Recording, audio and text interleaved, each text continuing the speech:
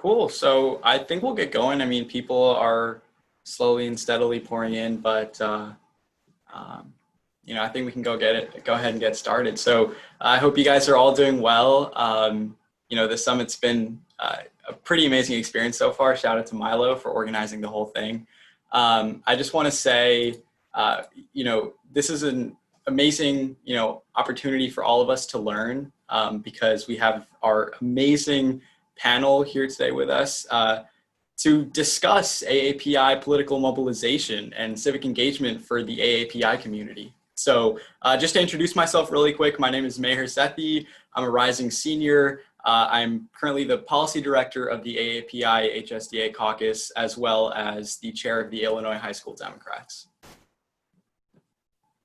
Hi everyone, I'm also moderating this panel. If you don't know me, my name is Jolene Bacalva, and I serve as vice chair of this caucus. I'm a rising sophomore from Southern California, and I'm vice chair of our state chapter. So before we start, I want to say a big thank you to our panelists and everyone joining us today.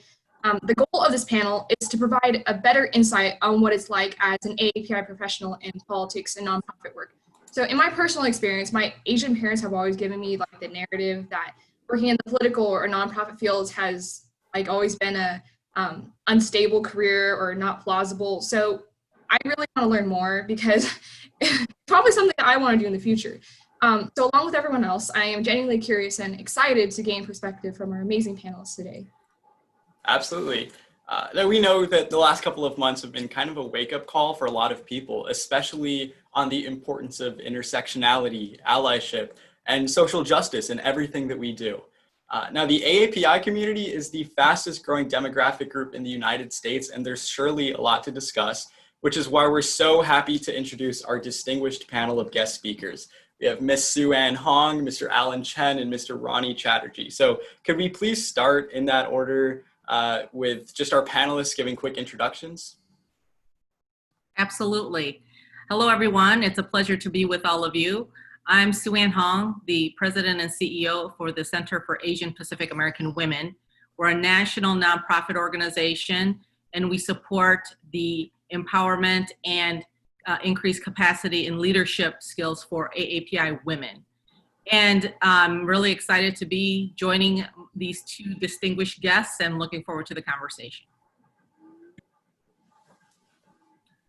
Hi, everybody. My name is Alan Chen. I am the campaign manager for Shri Preston Kulkarni, who is the Democratic candidate running in Texas's 22nd Congressional District, which is right outside Houston. It's suburban Houston, and it is home to Fort Bend County, which is the second most diverse county in America, which is a lot of fun. And before this, I've just kind of been traveling around the country in Las Vegas, in Ohio, in Atlanta, in central New York, just working on various campaigns. So excited to share all that with you, and thanks so much for having me.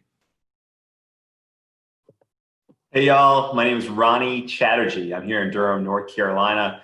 By day, I'm a professor at Duke University at the Fuqua School of Business, but I did something crazy and left the academic career that I was on and decided to run for state treasurer in North Carolina, a statewide office. I won the primary on Super Tuesday, March 3rd, with over 400,000 votes. And now we're in the general election trying to unseat a Republican incumbent in probably the swingiest of all swing states. So happy to talk about my experience both running for elective office, but also some of the work I've done in the past for the Obama administration on campaigns as well.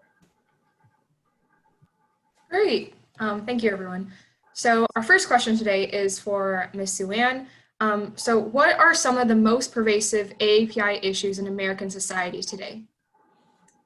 This is a big question, Jolene, but I'll try to do my best.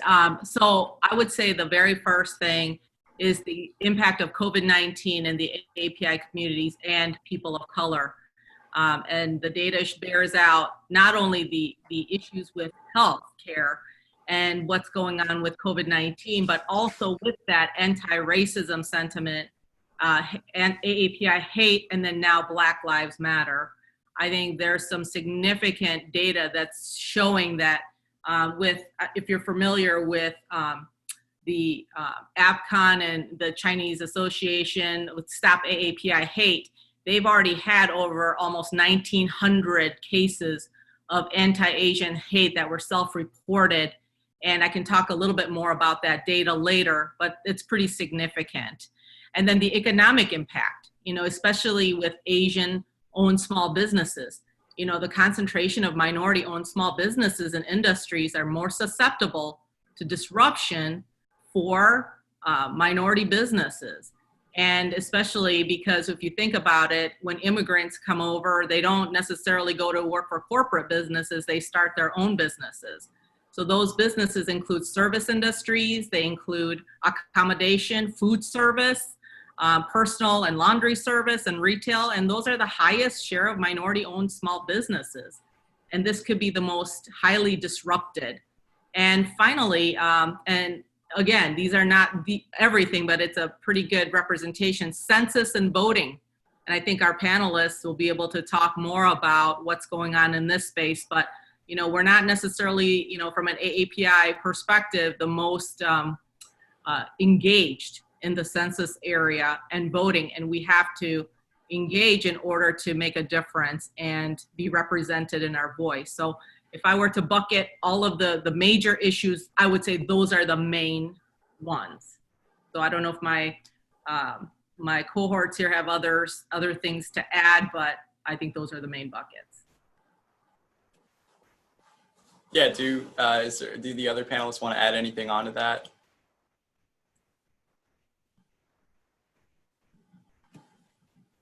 If not, that's all cool. We got plenty of questions. So this next question is for Alan and Ronnie. We can go in that order. So what barriers have you faced as an AAPI individual in politics, and how do you work to overcome them? Yeah, I think this is a question that I get asked a lot, and I constantly, the answer changes basically every couple months because when I first started out, I was very cognizant of the fact that I was Asian American and that I was going into a field that was predominantly run by white people.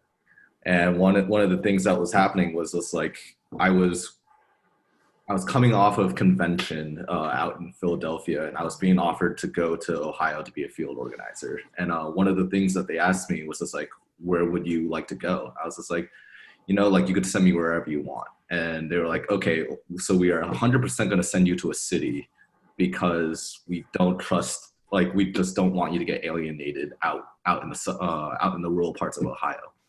And part of me was just like, that seems very crass the way that you just presented that to me. And I was a little offended, to be honest, back then. So I asked for a semi-rural turf. So I worked in like a suburban/rural area. And like being out there really just kind of opened up my mind to the idea that like, there's just so many people in America that haven't been exposed to the same experiences that I have. Like just growing up as the child of immigrants, just growing up in a diverse population in like Southern California, and then moving all the way to rural Ohio, and then recognizing that like for some people, like I was the first Asian person that they actually talked to like in their entire lives, and they were like 40, 50 years old, and they just didn't really know how to talk to me, and I didn't really know how to talk to them to begin with. So it's just like trying to figure out how to bridge that divide and recognizing that there's actually a lot of common values that we tend to forget about, that get lost in translation just because we get distracted by superficial barriers. That was something that like you constantly have to deal with as a person of color in politics. You constantly have to deal with the fact that like when people look at you and they're like, oh, you're Asian, oh, you're Black, oh, you're Latino, there's just all these different preconceived notions, and then they reach so many different conclusions. And honestly, what happens with that is just like you have to just push through it every single day. It gets so tiring. Sometimes it's exhausting, but other times you definitely see a great return when you meet that one individual that really is approaching it in good faith, and then just you exchange cultures and you really get to understand each other. It's a process. Like basically what I'm saying, I guess to wrap it all up nicely, is just like it doesn't happen in one conversation. It doesn't just happen once and then you're done with it. Like this is a series of conversations. It's something that's slow. It's something that it's going to take multiple years. It's probably going to take my lifetime. It's probably going to take your lifetime in order to really bridge all this together. Yeah, it's a great question. I'll jump into, and Sue Ann, the only reason I didn't add to your answer about the barriers facing the AAPI community is I think you did a pretty good job. It's comprehensive. And Alan, I think you gave a great set of insights in terms of people thinking about this. From the candidate side, I think what we face all the time as AAPI candidates is a failure of imagination. People aren't used, in many states at least, to seeing people who look like us in elective office. And so when I'm talking to people to raise money for the campaign or to gain their support or their endorsement, the question in the back of their mind is often, can someone like you win? You know, we've never elected an Asian American person to statewide office in North Carolina history. For Indian Americans specifically, I think there's been 4 Indian Americans ever elected statewide in American history. So we're really trying to do something that hasn't been done in many cases, or it's just been done a few times. And so it's that failure of imagination that really confronts you every step of the way. But here's the thing. I mean, I think it's the same challenge that faces entrepreneurs and innovators, people trying something new across different industries, people trying to launch a new nonprofit or build a new mode to bring education to a large number of people in another country. That failure of imagination is something you're probably going to have to confront no matter what you do if you really want to make an impact. And so I've taken these things that Alan's talking about, which are very real, in stride, and tried to take it upon myself where I can to paint that picture of what the future can look like, to explain to people why someone who looks like us can win. And I think when it does happen, like when we won the primary, that shattered a lot of myths. And all of a sudden, a lot of the folks who weren't believers, you know, and I knew this is true for Shri Kulkarni and so many others too, they came and jumped on the bandwagon right after they realized you can do this. And it's amazing when that happens and you gain some of your supporters that way.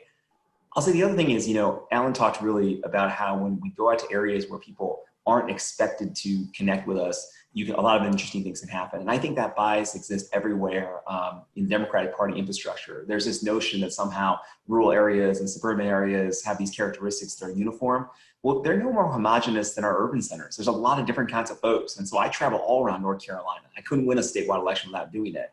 You know what's interesting? Like, I meet a lot of folks who haven't met folks like me, but I met a lot of folks who have. You know, it's funny, almost every rural town in North Carolina I go to, first question I get asked is, do you know Dr. Patel or Dr. Shah? And the sad part is like 50% of the time I actually do. But even in the cases that I don't, you know, I'm able to make that connection because they say, look, that's someone I trust. You know, that's someone who took care of me and my family. And that's my family story too. And you build off that. And that connection is something that can be the conversation starter to get someone in your camp who might not have been otherwise. And so my experience has been positive. While I think there are barriers, the biggest one is that failure of imagination. And it's incumbent on us both to change systems and change the way that the representation works, but also paint that picture for folks who are uninitiated as we make our own way. Thank you. So our next question is for everyone.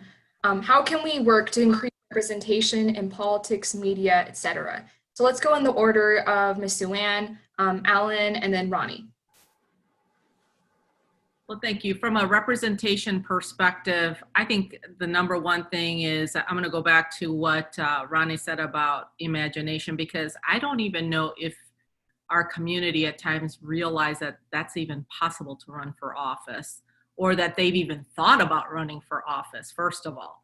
I think part of it too is having conversations, because, you know, I always feel like I make a difference one person at a time, because we're going to build a relationship.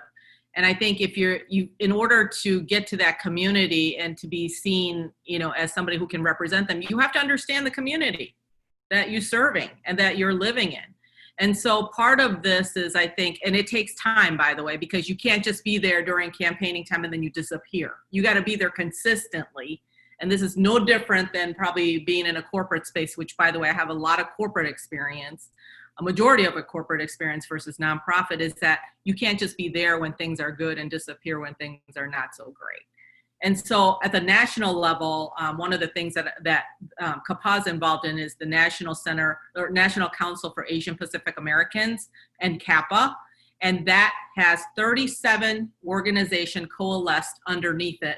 And so we are trying to work together to, you know, drive policy, drive service and resources like language services, and to try to also provide education and also be connected to each other so that we can build our coalition. Because frankly, I didn't know probably majority of these individuals until I started working with them closely this year because of what's going on with the pandemic.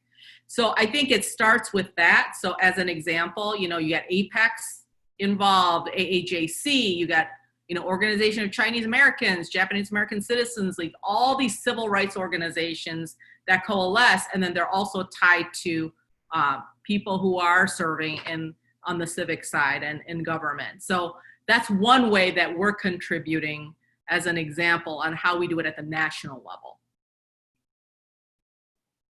Cool. I just want to kind of like go off a student, going on a quick tangent, I guess, of just saying that like I wasn't supposed to be here. There was absolutely no reason I'm supposed to be a campaign manager right now. I originally went to school for public policy. I want to go into public health. I want to go work at a hospital, do hospital management, go open up a free clinic and call it a day. And like that was going to be like my life. And then my entire life got flipped literally upside down because of one DC internship through the Organization of Chinese Americans, OCA, which is now like Pan AAPI, that they sponsored me to go to DC for a summer. And they just happened to not have enough nonprofit and congressional internship slots that summer. So they put me with one of their board members. That board member was a Democratic fundraiser.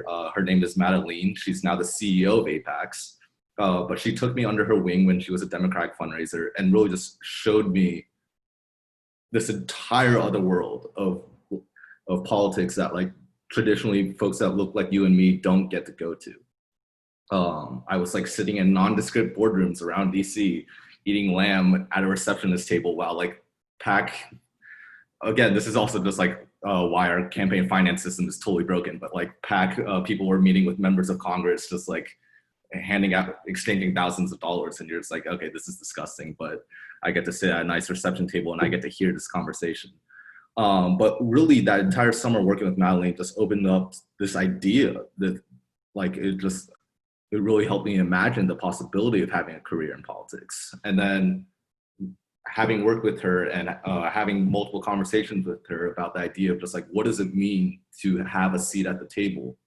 And what does it mean to actually get that seat at the table? Because nobody wants you at the table. You have to really claw your way to get up to that table to represent your community. It was through all those conversations that I realized like, okay, this is a path that I really want to pursue. And then after that, she connected me with a couple of her other friends who were also Asian American Pacific Islanders in this space. And they said that they would, provide me opportunities. They sent me to convention, then they sent me to Ohio as a field organizer. Then I went back to school. Then I went as a field organizer down in Atlanta. Then I graduated and they were like, great, like now you're ready to really go into politics. Let me send you to Orange County so that you can start doing Asian American Pacific Islander outreach in Orange County. I was like, absolutely. Did that. They then sent me to Las Vegas to go work for Cory Booker, also doing Asian American Pacific Islander stuff. But also, like, while I'm doing all these things to advance the community and work for our community's interests, I was also picking up a valuable skill set of just learning how to do traditional political operative things. So it's just like I was being Asian American and really just gave me access to this amazing network of mentors that were able to kind of just create the space for me to get where I am now. So then now I can bring in folks like yourselves into the political fold.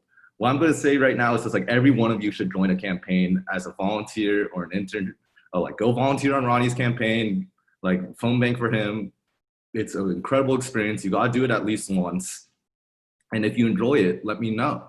Like if you enjoy it, I will more than happily connect you with somebody in your state or in your district that is probably that's Asian, that probably wants somebody like you by their side so that they can mentor, because that's the only way that we really build clout in this community. The only way we build clout is by building these pipelines for all of you to reach even greater heights. That's all I got. Well, but that's a lot, Alan. I mean, I think you hit the two things on the nails on the head. I mean, one is pathways to power. You talked about that internship that set you up in the summer, and it's actually the same for me. It was the India Abroad Center for Political Awareness that sent me to Washington to work for a congressperson. And that was the beginning of it all. And some of those folks, like 20 years later for me, have really supported my campaign and helped me do great things in North Carolina. And so setting up those mechanisms to have a pathway to power, to have a seat at the table, or, you know, using the Hamilton phrase, like in the room where it happens, right? That is what we need in our community. So you either got to get on to those trains or you have to start to build the tracks yourself. And so people like me and Alan and Sue-Ann can be part of that building that infrastructure now. And we got to invest in those different programs that have brought us here. So when the Washington Leadership Program calls me and says, hey, do you want to donate? Do you want to do a happy hour? I don't think about it as an opportunity for my campaign. I think about it as an opportunity to give back, right? That's this stage of the career. But for everyone on the Zoom chat, I mean, you have to take advantage of those opportunities that are out there and jump on board. The second thing is role models. Like I think a lot about one of my favorite students at Duke is a young woman named Kathy Choi. And it sounds a lot like Jolene, your story about she had parents who were really unconvinced about her taking a very different career path. In this case, it was actually joining Teach for America, TFA. And then after TFA, they still weren't sold, and she wanted to go work for a young and very charismatic leader, Michelle Rhee, in the DC school district. And you know, finally, Michelle, after trying to convince Kathy, she said, "Just put your parents on the phone, and I can talk to them." And hearing from Michelle Rhee, a role model, right, actually made a huge difference. And Kathy's parents were like, "All right, cool." And now she has built a tremendous career in education and advocacy because there was a role model there who could talk to her parents, and they could see their daughter in her. And so these are the two things to really focus on, in my view, those pathways to power, the types of rides that Sue-Ann and Alan and I have already taken and are on our way. And then also those role models that can give you the inspiration that you can do it. And we all need to be accountable when we've kind of had success in different areas to give back, because if we don't, then this ecosystem is going to fall apart. So those are sort of things I think we can do to increase representation. I'll say the same thing happens in the media side. We just did a big event for our campaign with Cal Penn, one of like the first Indian American sort of film TV stars. And, you know, he's connected with a bunch of these other folks who have come up with different backgrounds, right? And Aziz Ansari, for example, right? And they're all they've helped each other in different ways in the media and entertainment space, in the same way that we help each other in politics. And so in all these different areas, representation is working the same way. Some early pioneers, some pathways to power, and basically role models. And so that's how I've been thinking about it in our campaign. And glad also, like Alan said, if anyone on this campaign or on this call wants to work on our campaign or volunteer, we need all the help we can get. We'd love it. And we're a huge swing state, obviously, in this election. Absolutely, thank you. And yeah, we actually do have, we've sent out like forms and stuff for people to volunteer on several AAPI candidates campaigns, including Ronnie's. So this next question is from Miss Sue-Ann. Your work is largely intersectional. What is the importance of recognizing AAPI intersectionality and intersectionality as a whole? And how can we make our workspaces, our cultural spaces, our recreational spaces more inclusive and aware of intersectionality? So I thought about this question and several things came to mind. One is, you know, intersectionality in terms of AAPIs, but then also, you know, there is a difference between AAPI men and women. You know, I think there are some challenges, different challenges between the two groups in terms of leadership and the challenges of how men are looked at versus how women are looked at. You know, and the other, when I think about this question also, is like a salary disparity, you know, with women, and especially around the fact that, you know, we've got some work to do here. And I'm going to share with you as an example, you know, when you look at a difference of Malaysian women are paid 75 cents to the dollar, Indian women 73 cents to the dollar, and Chinese women 83 cents to every dollar paid to men within their groups of this research for the wage gap. And so I think we've got, and because also they're on the front lines, many of them are in the front line work, right? And so I think, you know, these are the areas that we can do something to improve. And so one of the things I was going to use an example is when I was at corporate, I was with State Farm Insurance for 28 plus years, and I ran a large department, 400 to 600 people. I had like 1,000 independent adjusters. I was one of very few handful of AAPI women. And I remember the situation where I actually had an executive ask me to take notes, as an example, and not to contribute to the meeting. And remember, I'm a department head, and I've got all these locations. I'm running a P&L, and you're going to ask me to take notes and not necessarily contribute to the meeting.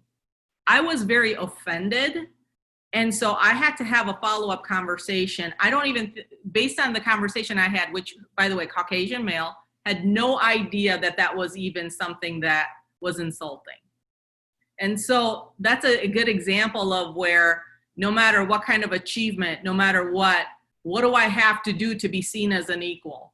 What do I have to do to be seen as taken seriously?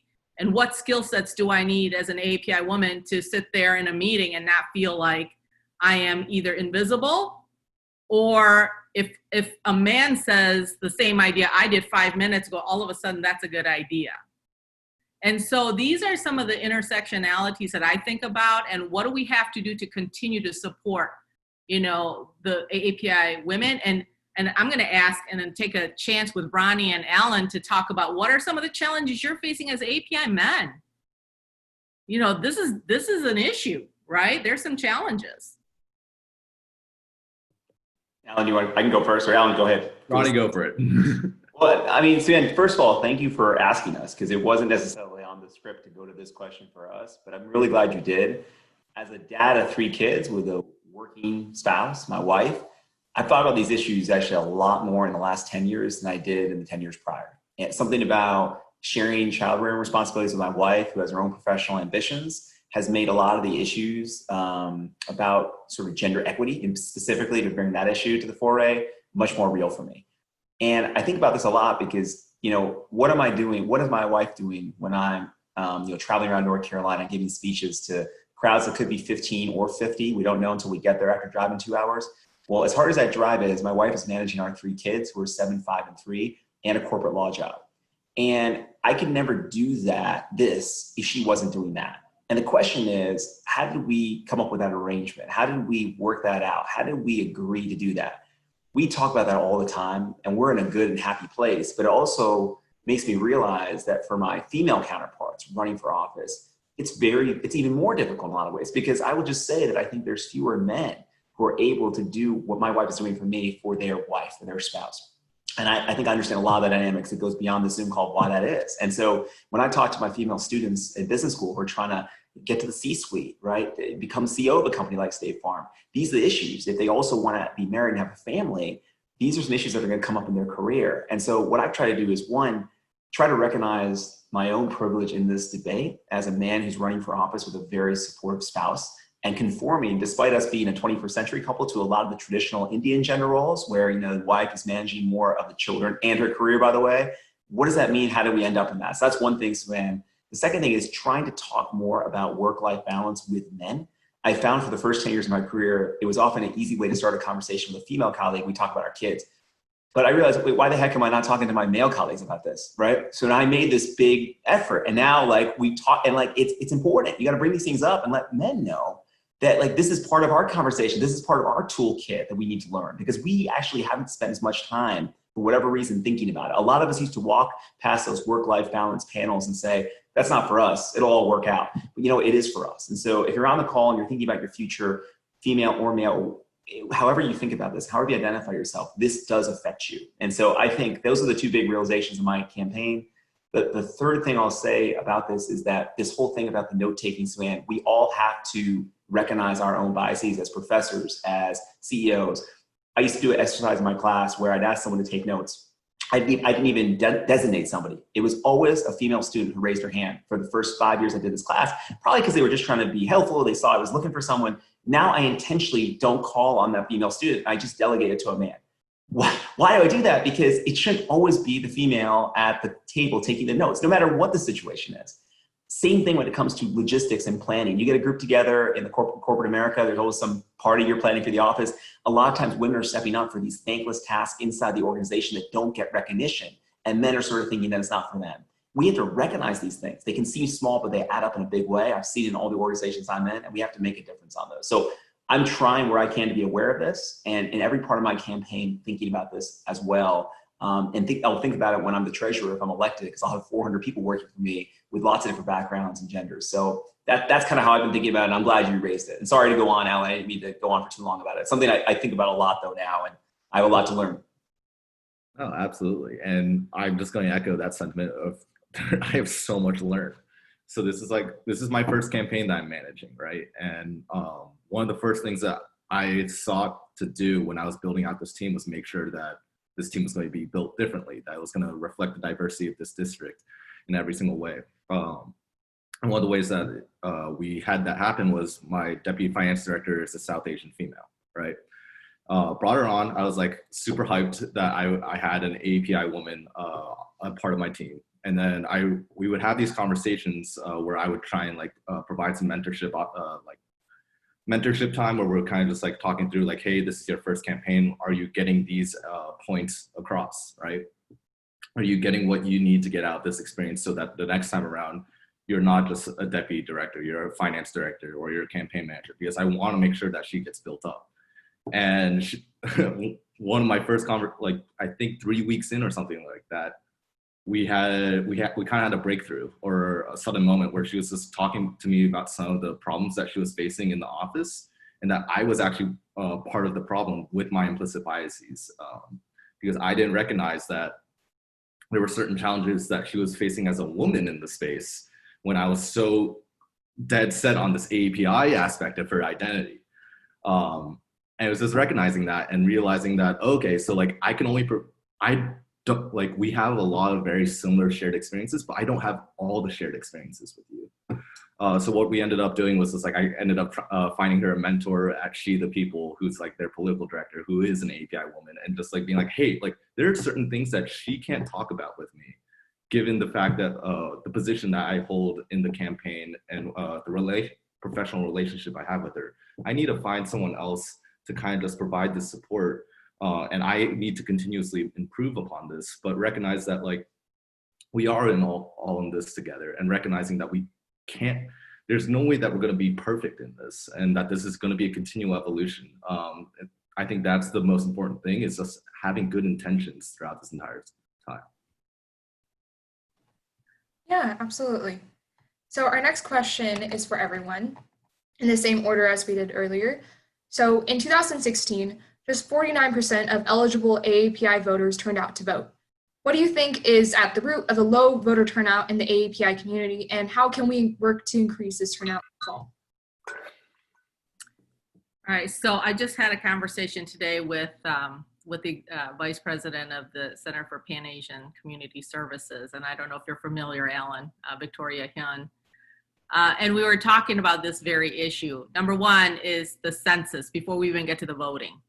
We got to talk about census, because I think there's a distrust of this whole issue about citizenship and what does it mean if I fill out the census? What information is what can be used, quote, against me if I answer, these questions. So there's a whole issue of trust and kind of giving doing the myth busters of what the census does or can do, what information can be used. So that's one, before we even get to the voting.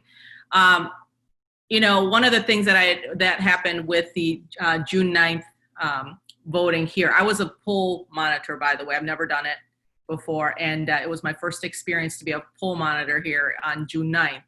And one of the things that we realized, because Georgia has some challenges, right, Ronnie and Alan? Georgia's got some challenges. I'm just going to put that out there.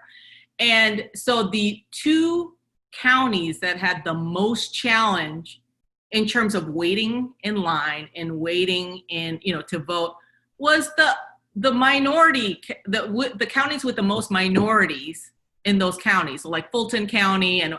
And so I think part of it is, what are we doing to make the process easier and the workflow itself? Because at the end of the day, some of the people, the new machines that they have for voting now, they're more complicated. They can be intimidating for people.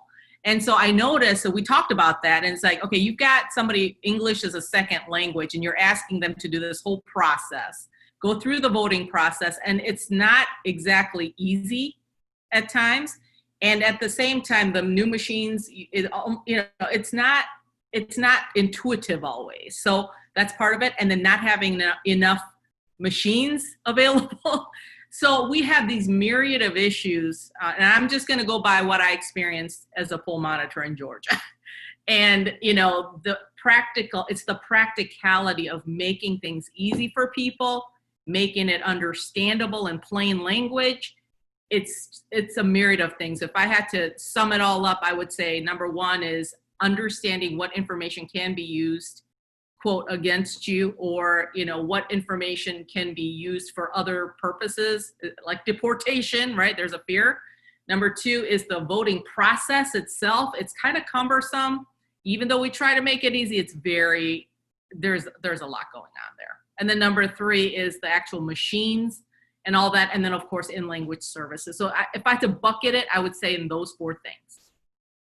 Alan and Ronnie, you guys have other experiences than my maybe not so fantastic experience in Georgia. You're welcome to. No, Sue-Ann, you're hitting a fantastic point, right? Like, there are just so many barriers to exercising your right to vote that honestly, to even folks like my parents, they're like, what's the point, right? Like my parents live in a predominantly Democratic district. They're like, okay, so you're asking me to drive to the poll, look at a thing that I don't really understand, fill out some paperwork. You're taking multiple hours out of my day to like try and do one thing that's probably not going to sway anything. So what's the point? Like, why? Like, I need to put food on your table, like on the table. Why do I bother exercising my right to vote when things are so much better than where they could be elsewhere? And honestly, that's the multi-billion-dollar, trillion-dollar question, where it's just like, how do you get people to care? How do you get people to want to participate in democracy? And everybody has their own solution, but one of the things that I've really found useful throughout my experience so far is just the idea of making it personal, especially to our parents, recognizing that like your parents, many of them are first generation immigrants that came to America so that they could provide a better future for you, right? And part of that better future is having a government that represents your values, that represents your priorities. And really what that means is like, you have to have these dinner table conversations with your parents, just being like, look, I need you to vote on this, that like, maybe you don't really understand what it is, but like you and I need to have a conversation about what that means, because this is going to affect me, not just while you're alive, but like even when you're gone, like issues like climate change, right? Like this is something that I had to talk to my dad. I probably spent 20 hours talking to my dad about climate change in broken Chinese, just being like, okay, so like, this is what's going on. Like the reason why we need this is because my brother, who might be having a grandkid for you soon, is gonna like live here and he needs cleaner air, and therefore like, so he could grow healthy, so he could be taller than me. It's just like a whole thing. And so it's like really making it personal by saying like, it's your grandkid. It's your grandkid's future that like we're really voting for. So therefore, you need to spend those 3 hours. You need to spend that time like going over your poll, going online, looking up at Ballotpedia, being like, who supports what resolution or who supports what candidate? Because it's your family, it's your personal life, it's your children. And it's just, so many of our parents come from such hard backgrounds where they were day laborers or they were farmers or they like worked in restaurants, like my dad, and they're like, life is so much better now compared to where they were growing up. So they're like, why rock the boat? And all I could say is just like, you have to rock the boat, because otherwise the boat's gonna sink eventually. I love that, by the way, Alan. That metaphor of the boat is something that's really useful. I'll just add into what Sue-Ann and Alan said, is I agree with all of it, particularly the person-to-person piece that Alan mentioned. And also, I think both Sue-Ann and Alan, all three of us have experience in Georgia. My wife's a native of Macon, Georgia, and Alan worked in Atlanta. Sue-Ann is in Zergo. So we're all very familiar with Georgia, and I agree with you 100% as here in neighboring state, North Carolina. I'll say another thing, it's the person who said this isn't a person I agree with on politics, but he said that politics is downstream of culture. And so I really think that getting people to think about political participation is also a cultural challenge. And so I think about this a lot. A lot of the work I did in early voting was going to churches with people, and particularly the African-American community. And I would sit and listen to the service and what the minister said, but I also paid attention to what happened afterwards, which was Souls to the Polls, where we'd all get together and go to vote. And I found that to be so powerful, because we were building on something that was already a cultural institution, going to church services on Sunday, and then appending the action of voting to that. which is very powerful. Sometimes making the case to someone that you need to do this thing you've never done before, or you don't do very regularly, disembodied from things I'm already doing, isn't as effective. And so if we can find ways in our cultural institutions, our social institutions to build that in, it's for young people too, as well as the Asian American community, I think we're gonna be a lot more successful. So with AAPI communities, at least around North Carolina, man, we got a lot of potential. I mean, the Biden campaign is obviously super focused on North Carolina, and in a state where our governor, our Democratic governor, won by only 10,000 votes in 2016, we have enough Asian Americans here and Pacific Islanders to make a difference. And so how do we activate more people to vote? It has to be going to the cultural centers and the social institutions where people already are and trying to build voting into that. And it doesn't just happen on election day or during the early voting. It has to start, it would have started a long time ago, honestly, without COVID, but we have to start and communicate with people as much as we can now. So that's been what I've been thinking about, is trying to meet people where they are and build those institutions in there, as well as have those personal conversations that Alan talked about and fix some of the totally irrational barriers to voting that Sue-Ann has identified, and had been a big problem in North Carolina as well. Awesome, thank you so much. So once again, question for everybody. In the past several months, the Black Lives Matter movement and the issues that face the Black community have been gaining attention nationwide. How can the AAPI community work to better support our fellow POC communities, including the Black community? So this is a great question and a very relevant one, because on two levels. One is in terms of having to have conversations with my AAPI community leaders and partners and friends about, hey, what about us? I get that question a lot. What about, because during COVID-19 we had the whole anti-Asian hate and the harassment, and now it feels like to a lot of the communities that it's being overshadowed by Black Lives Matter. And I'm like, look, no, here's the way this is a Sue-Ann opinion, right? So this doesn't mean that our lives don't matter or that AAPI issues don't matter. What it means is that it's kind of like having COVID-19 right now. It doesn't mean cancer is not important. It doesn't mean flu and all these other ailments are important, but COVID-19 is the issue where people are dying every day. So guess what? It's at the top of the list right now of issue to deal with. That's the way I look at Black Lives Matter, is that is the COVID-19 of racial issues right now. And so it doesn't mean that we don't care about AAPI issues. Yeah, we're still pressing gas on all of the issues that we want to address and the rights of AAPIs. But what we're doing at the national level is that all of the different 37 organizations, we have coalesced together and say, we're all going to voice that we all support Black Lives Matter. And so what we see is that we see letters to Congress, letters to, the local mayor or whatnot, and especially pointed towards Minneapolis. And we've all signed different letters, and that all these organizations support Black Lives Matter. And so you're seeing kind of that coalition at that level. The second thing I did was I had a coaching session. I'm a coach, so I had a coaching session with the Gen Z millennial community, about 20 of them. So we did some group coaching.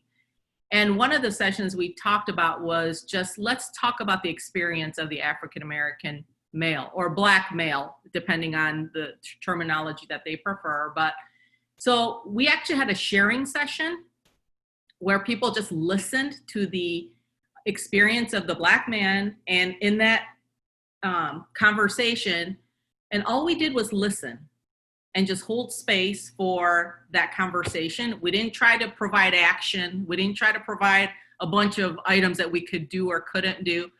I think the very first thing is we just said, let's try to understand the best we can the experience these individuals are going through.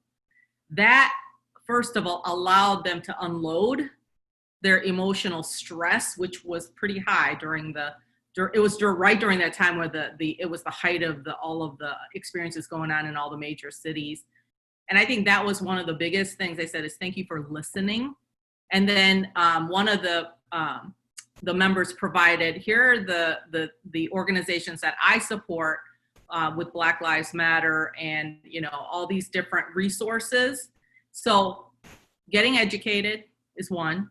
Getting self-educated. Number two is listening and not trying to just jump right into action, because sometimes that's what they want. That's what my friends or my colleagues, that's what they were needing. And number 3 is that there are resources available if you're interested in supporting. So, and I can even share some of those with you guys if that would be helpful afterwards. I mean, Sue Ann really covered a lot of that, but I'm just gonna tack on a quick little couple points where it's just like, all of you are very committed activists. You're taking time out of your day to be on one of these Zoom calls to learn more about how to be of better service, right? I think one of the most important things that I've been kind of telling some of the students in our congressional district out here that have been trying to lead some Black Lives Matters movements is make sure that this is a Black-led movement, all right? Make sure that they are included in this process from the very beginning and that they actually are taking the lead, right? Us as AAPIs, like, we are here as allies, all right? Don't monopolize, don't take up too much oxygen in the space. There are very real grievances that they have that you're not gonna be able to truly understand, and that's okay. What's important is to, again, have those conversations and also approach it with the best intentions and recognize that sometimes to do the most, you have to take a step back. I'll let Ronnie close out. That's a great point. I'll just add on my own point, which is I think recognizing the extent of your own privilege in this conversation is really important, whether it's significant or not. I know everyone on this call has different backgrounds, but I used to tell my American dream story at every event I did. But there's a piece of that story, my dad's journey to America, that I didn't talk about, that never really seemed salient to me until all of this happened. And it was when he landed, he came off a boat. He actually came off a boat in 1961. The day John F. Kennedy was inaugurated, landed in Wilmington, North Carolina. And there were segregated restrooms at that time in North Carolina. And he had told me this story many times, but you know what? I don't know if you recognize sometimes these stories your parents tell you, and maybe years later, you recognize a detail that seems really important and you didn't recognize at the time. My dad saw these segregated restrooms, and he asked the woman behind the counter, who was white, which one should I go into? Yeah, he was a guy from India, had no idea about race in America than what he'd read in the newspapers back in India. And I think a lot about what she said to him, because honestly, that first impression of America is something that gave him context and how people saw him, which is really, really important. And will probably guide a lot of other things throughout our lives. And she said, you should go to the white bathroom. And I thought a lot about that, in terms of the trajectory that my dad had. He came here with like $7 in his pocket. So many people on this call know exactly what that's about. But the opportunities he got over the next 50 years and he gave to us are far greater than the people who are in Wilmington, particularly the African-American community, had. And they've been in this country for generations and generations. And so my American dream story has changed. When I talk about it at events, I'm proud of who I am, my heritage, but I also have to recognize that as wonderful as that story is for our family, a lot of people never got the chance. And so I'd say that's the only other thing I'd say, to the extent that you have privilege that you can reflect on. It's helped me be a valuable contributor to this conversation, not a leader, but an ally. Yeah, that's actually really inspiring. So I think if anyone has like any really quick questions that we can get through in like 5 minutes, you can go ahead and pop those in the chat, and then I think that'd be pretty cool.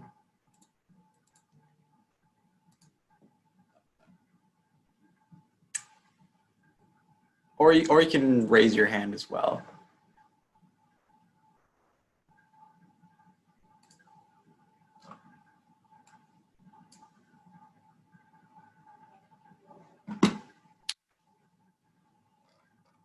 All right, so it looks like Kevin, you there? Hello.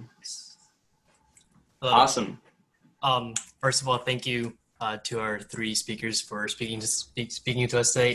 So I just wanted to go back to how the AAPI community can stand in solidarity with the Black Lives Matter movement. So I've had a tough time just talking to my fellow Asian friends and also family members and trying to explain to them how we still need to have a huge part in standing up for our Black brothers and sisters.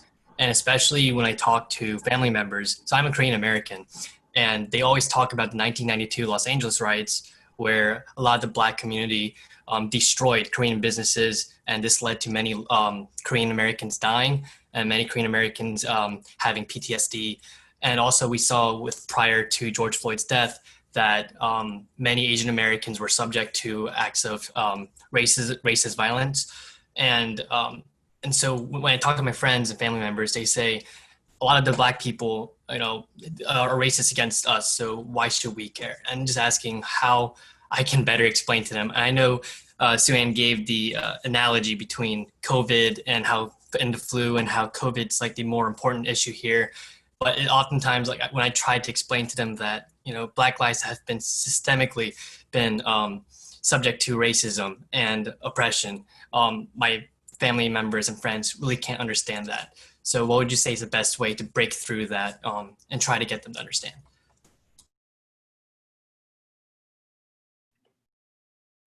Ronnie and Alan, do you want me to go first? Or Alan, do you want to hit? So I just dropped a link into the Zoom chat. It's called Letters for Black Lives, which you might have already been familiar with, but what it is it's an introductory letter to basically Asian American parents, just kind of talking about what it means to be an ally in the Black Lives Matter movement and why it matters. And it's translated in all of our amazing languages of our diaspora. Talking specifically about the LA Korean American community, I definitely understand that. I too am from LA. One of my good friends is, one of my good mentors is a Korean American that is born in LA. His dad's auto shop actually got ransacked during the riots. And yeah, there's a lot of pent up animosity there. There's a lot of hatred. There's a lingering fear of it happening again with everything that's going on.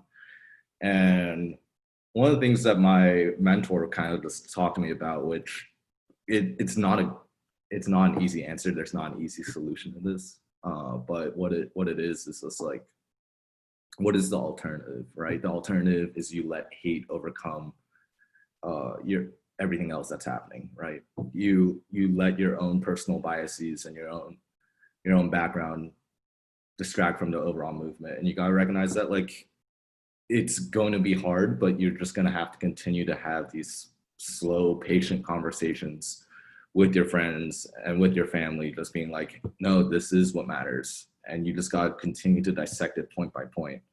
And it's gonna take hours, it's gonna take days, it's gonna take weeks, and you're gonna be exhausted, and sometimes you're gonna go to sleep, staying up at night, just being like, why am I doing this? Like, it seems like I'm making no progress. But you can't let that hopelessness overwhelm you. You gotta just recognize that like, there's so much more at stake than where you are when you're staring up at your ceiling fan, thinking that everything's lost. There are important fights to fight. You're a member of this fight. It can be hard, but that's also why you have all your fellow community members, all your fellow high school Dems around you here as an emotional support network. And when you hit a wall, just look to others to help shoulder the burden and help you overcome it, because you can only do this by really leaning on others as well.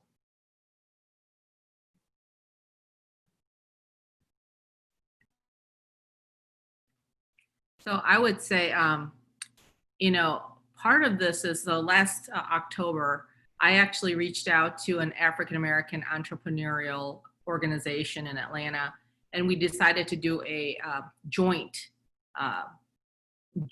conference together for multicultural women. And so one of the things that I'm recognizing is that sometimes a conversation is not about convincing, because so this is the way I equate it. If you try to convince and it's obvious you're trying to convince, sometimes people lean back. A lot of times if you can set the tone of understanding and just let's have a conversation to see, I'm curious, look at it from a curiosity perspective. And I'm talking to you because I want to know what you're thinking. That's a different tone than I'm trying to convince you what you're saying is wrong about the Black community, or, your experience is personal to you.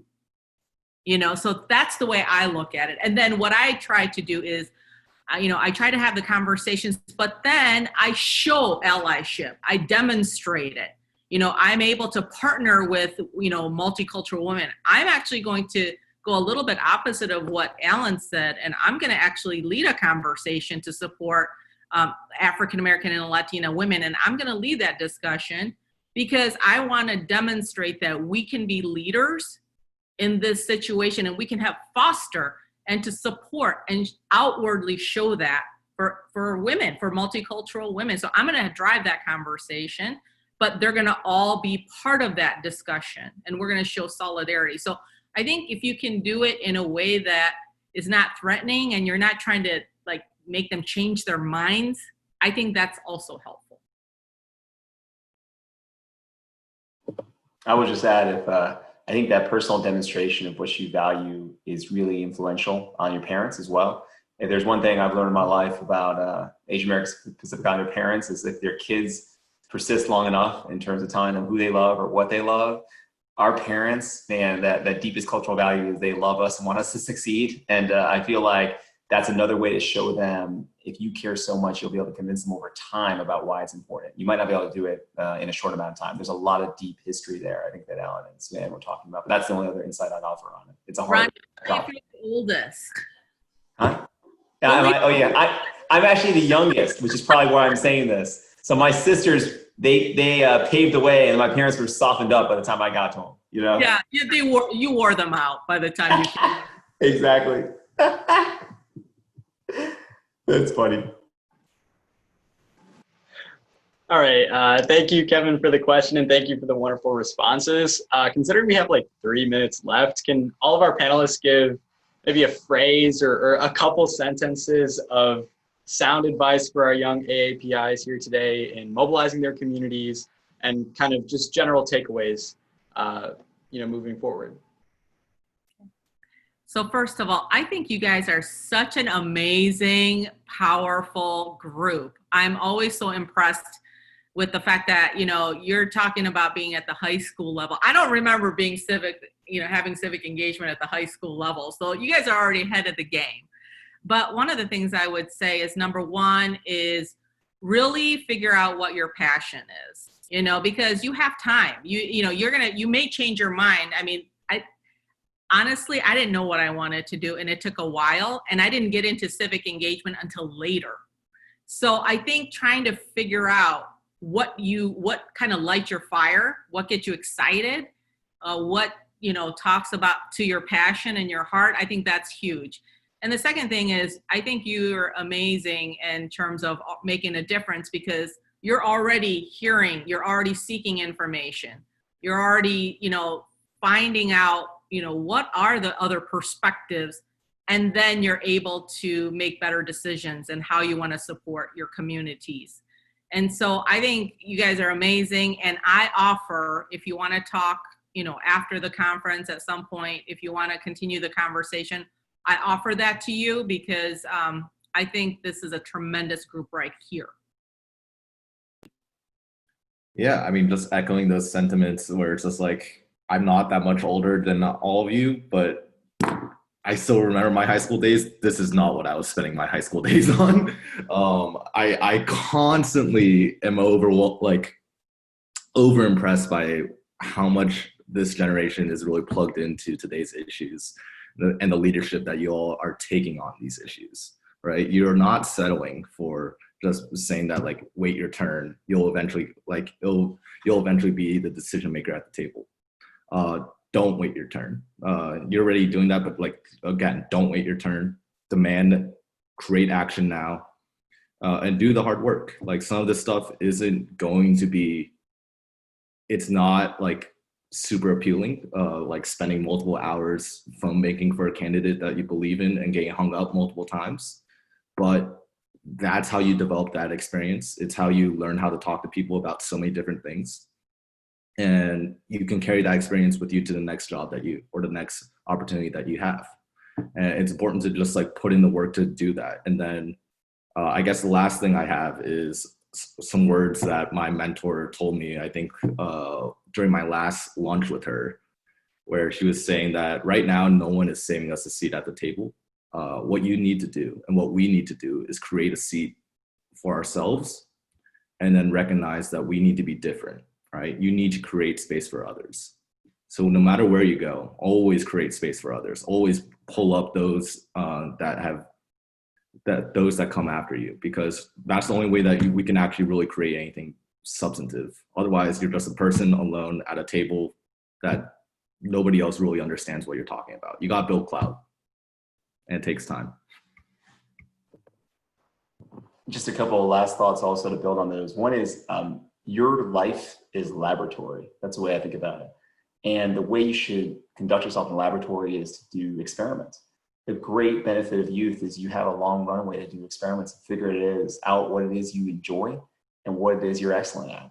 And so take those summers and those externships and those periods in school that you have coming up ahead of you and experiment on the things that you think you like and reflect. And it may turn out that the things you thought you want to do aren't the things that you like to do. It might turn out that your skills are better used somewhere else. But the only way to do that, the only way not to have these big questions about what if when you're older, is to experiment in that laboratory. And the second thing I'll say about that is, as you experiment, understand that it's sometimes hard to model your career after a person. Everyone's path is really idiosyncratic. I would probably advise you to model your career after attacking a certain set of problems. It's not clear whether you'll be elected to Congress or whether you'll be the president of a foundation or whether you'll get a PhD. But if you're really dedicated to solving a set of problems, let's say working on equal opportunity education, you can find a way to make an impact. And we don't know exactly how that's going to be and how the world's going to change. But if you frame your life as a career, as a search to solve the problems that you're interested in, I think you have a much more satisfying career, no matter what sector, public, private, or nonprofit you find yourself in. So that would be the two pieces of advice that I would give as you're looking forward from high school. Thank you so much. That's all this advice is really great to think about, and it's definitely some food for thought. So thank you so much. So this concludes our panel today. Thank you to our incredible panelists for taking the time out of their busy schedules and their rest to hopefully inspire a new generation of AAPI leaders today. Thanks to everyone tuning in today. If you're not part of the AAPI caucus yet, feel free to DM me on Instagram or Messenger or just like in the chat right now. We would love to have you part of our community. Once again, thank you, everyone. Have fun at the rest of the summit. Thank you so much. Take care. Bye. Thank you. Bye. Thank you, everyone.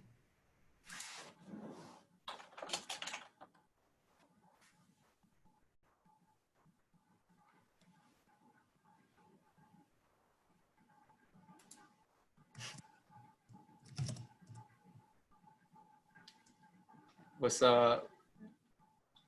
Yo, my mom's here. Yo. I was gonna say something. All right, the recording's going right now. The only reason I wanted to stay on was because I'm trying to make sure. Oh, yo, Landon. What's up, Landon? Dude, it's done now. Can you hear me? Wait, guys, it's recording though. I know, it's fine. They'll trim it out. Okay.